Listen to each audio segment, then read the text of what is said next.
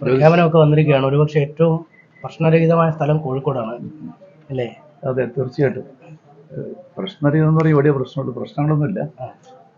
കോഴിക്കോട് ജില്ലയിലെ കോൺഗ്രസ് കമ്മിറ്റി നയിച്ച ഏറ്റവും പ്രധാനപ്പെട്ട ഒരു നായകനാണ് ശ്രീമാൻ പ്രവീൺ. അദ്ദേഹമാണ് കൊയിലാണ്ടിയിൽ സ്ഥാനാർത്ഥിയെ മത്സരിക്കുന്നത്. ഞങ്ങളുടെ പ്രസ്റ്റീജിയസ് ആയിട്ട് ഫൈറ്റാണ് കൊയിലാണ്ടിയിൽ ഫൈറ്റ്. അദ്ദേഹത്തെയാണ് ഞങ്ങൾ ഇത്തവണ അവിടെ സ്ഥാനാർത്ഥിയായിട്ട് നിർണ്ണയിക്കുന്നത്. കൊയിലാണ്ടി വലിയ ഭൂരിപക്ഷത്തോട് പിടിക്കണം എന്ന പ്രതീക്ഷയോട് തന്നെയാണ് അദ്ദേഹത്തെ അങ്ങോട്ട് അയച്ചിരിക്കുന്നത്. പിന്നെ കൊയിലാണ്ടി കോൺഗ്രസിൻ്റെ ഒരു പരമ്പരാഗത സീറ്റായിരുന്നു. സമീപകാലത്ത് പല കാരണങ്ങൾ കൊണ്ട് നഷ്ടപ്പെട്ടു പോയെന്ന് മാത്രമേ ഉള്ളൂ.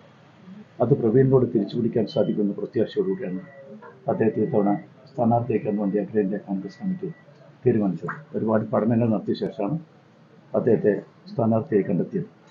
അതുപോലെ നാദാപുരത്തിൽ ചരിത്രത്തിൽ ഒറ്റത്തവണ മാത്രമാണ് ഐക്യ ജനാധിപത്യ കക്ഷിയുടെ ഒരു സ്ഥാനാർത്ഥി വിജയിച്ചത്, വർഷങ്ങൾക്ക് മുമ്പ്. അതിനുശേഷം ഒരു സ്ഥാനാർത്ഥി ഉണ്ടായിട്ടില്ല. അതിൻ്റെ പരാജയം നാദാപുരത്ത് കാണാനുണ്ട്, അതുപോലെ കൊയിലാണ്ടിയിൽ കാണാനുണ്ട്.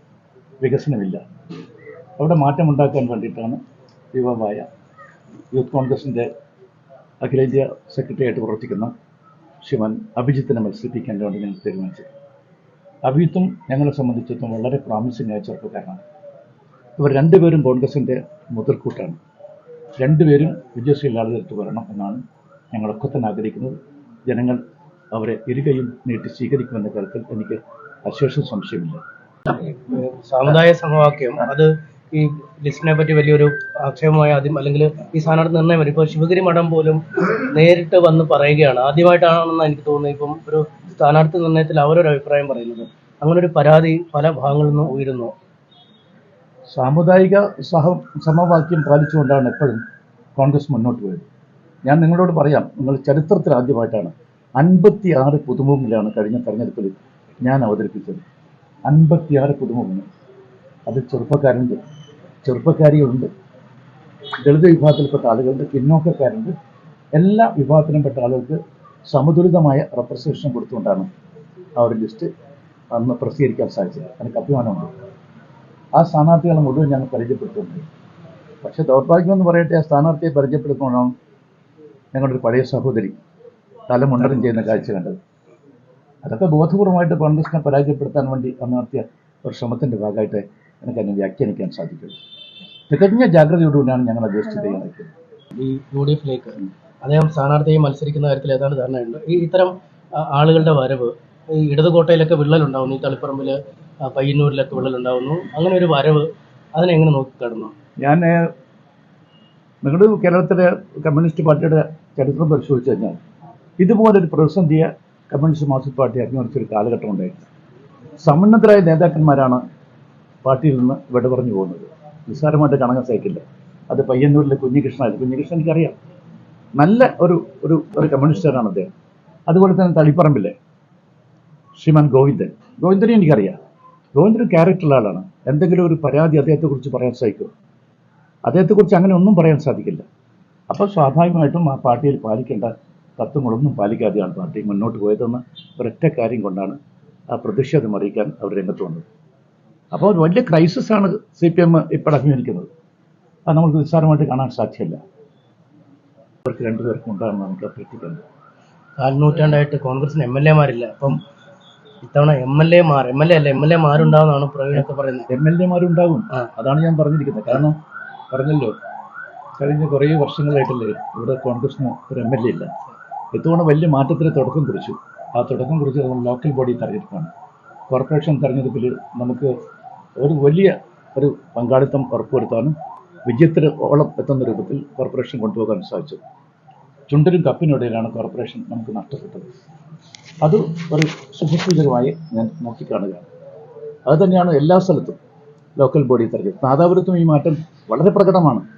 എല്ലാ സ്ഥലങ്ങളിലും ആ പ്രകടനം അത്തരമൊരു വിജയം നമുക്ക് കാഴ്ചവെക്കാൻ സാധിച്ചുവെങ്കിൽ അതിൻ്റെ ഒരു ആവർത്തനമായിട്ട് ഈ തെരഞ്ഞെടുപ്പ് മാറുമെന്നാണ് എൻ്റെ പ്രത്യാശ. ഉണ്ടാവണമെന്ന് ഏതെങ്കിലും തരത്തിലുള്ള ഒരു അഭ്യർത്ഥനകൾ നടത്തിയെന്നാണ് ഞങ്ങൾ ഉദ്ദേശിച്ചത്. വീട്ടിൽ വെച്ച് പറയുമ്പോഴേക്ക് കുറേ കാര്യങ്ങളൊക്കെ പറയാനുണ്ട്. പക്ഷെ ഇപ്പോഴത് പറയുന്നത് ശരിയല്ല. ആ പറഞ്ഞ നേതാക്കന്മാരോട് ഞാൻ എന്തെങ്കിലും തരത്തിൽ യെസ് ഓർ നോ ഞാൻ പറഞ്ഞിട്ടില്ല. മനസ്സിലാക്കണം, അത്രമാത്രം മനസ്സിലാക്കുക. പിന്നെ നിങ്ങൾ എന്നെ ഒന്ന് മനസ്സിലാക്കണം. നിങ്ങൾ പഠിക്കാൻ ശ്രമിക്കണം.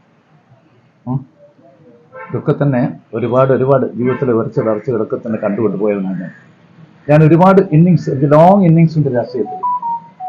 പാർലമെന്ററി കാരിയറുണ്ട്, ഏൽപ്പിച്ച ഉത്തരവാദിത്തം, അത് ചെറുതാകട്ടെ വലുതാകട്ടെ അത് ഭംഗിയായിട്ട് നിർവഹിക്കുക. തികഞ്ഞ ഉത്തരവാദിത്ത ബോധത്തോട് തന്നെ അത് നിർവഹിക്കാൻ വേണ്ടി ഞാൻ പരമാവധി പരിശ്രമിച്ചിട്ടുണ്ട്. നിങ്ങളെയൊക്കെ തന്നെ പിന്തുണ എല്ലാ കാലത്തും എനിക്കുണ്ടായിട്ടുണ്ട്. എങ്ങനെ?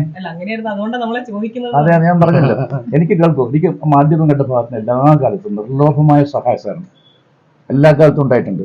ഒരു വലിയ അളവോളം എന്നോട് മുന്നോട്ട് പോയി സഹായിച്ചത് നിങ്ങളാണ്. എൻ്റെ തെറ്റ് തിരുത്താൻ, അതുപോലെ തന്നെ എനിക്ക് പലപ്പോഴും നേർവഴി കാണിച്ചു തരാൻ മാധ്യമങ്ങൾ സഹായിച്ചിട്ടുണ്ട്. എനിക്കറിയാം, അത് 4th എസ്റ്റേറ്റ് അല്ലേ, അതിൻ്റെ പ്രാധാന്യം ഞാൻ മനസ്സിലാക്കിയിട്ടുണ്ട്. ഞാനും ഒരു ഹ്രസ്വകാലം ഒരു ജേർണലിസ്റ്റായിട്ട് കോഴിക്കോട് നഗരത്തിൽ തന്നെ പ്രവർത്തിച്ചിട്ടുണ്ട്.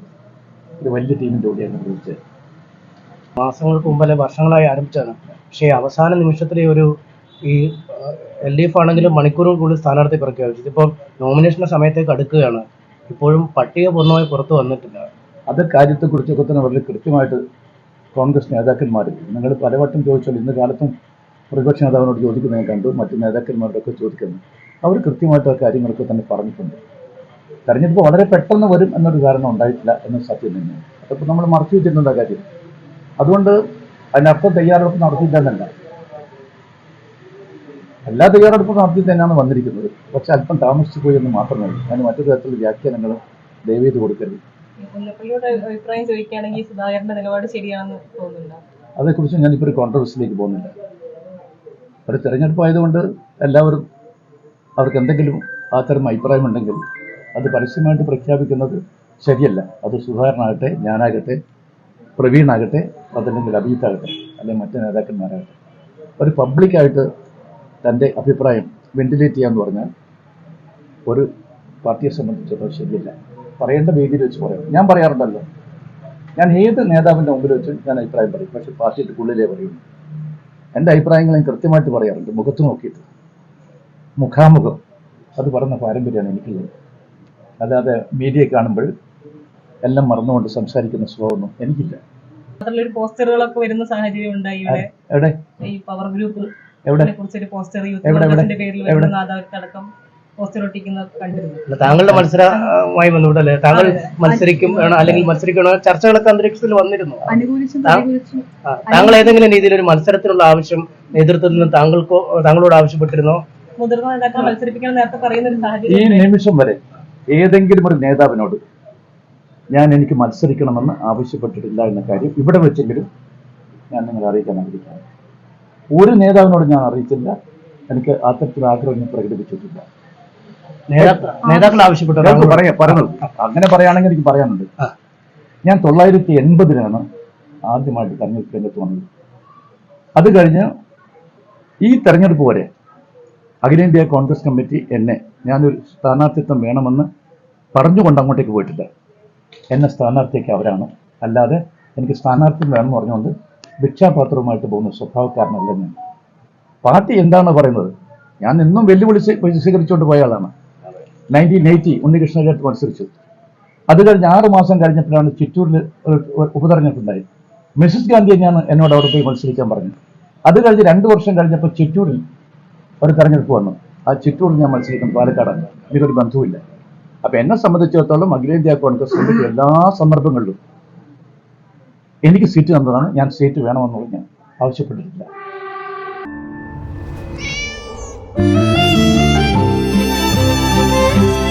എന്റെ ഇഷ്ടങ്ങൾ എന്റെ ഫാമിലിക്ക് അറിയാം. Family wedding centre.